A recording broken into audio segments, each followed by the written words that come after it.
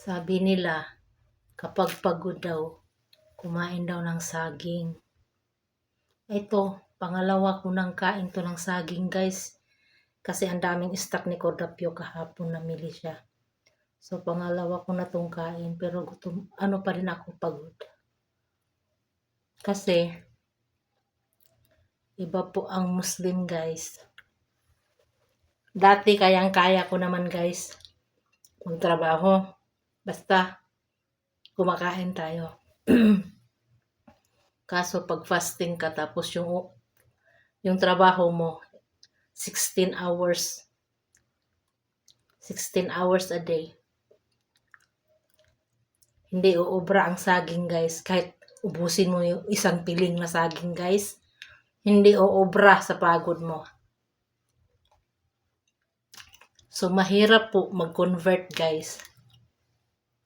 Hindi ko kasi alam na mahirap pala mag-convert to Islam. Dati kasi sa kabilang syudad kami nakatira, kami lang. Dito kasi ngayon lumipat na kami dito sa bagong tirahan na naman dito sa kabilang syudad. Dito mas mahirap. Marami kang obligasyon, guys. Yung pagdadasal kasi 5 times a day, hindi lang basta dasal, guys. Kailangan mo pa maghugas, merong cleaning sila na sinusunod. Tapos, kasi Ramadan, kailangan mo magbasa ng Quran. Ang mahirap, guys, yung utak, kasi marami kang ginagawa. Tapos, mayroon ka pang mga obligasyon bilang Muslim. So, mahirap, guys, bilang converted. Pero hindi ko naman pinagsisihan. Maganda din naman ang Islam. Sobra lang nakakapagod bilang katulong, guys. Bilang katulong sa Saudi, sobrang nakakapagod. Kasi dito, pag iftar, magluluto.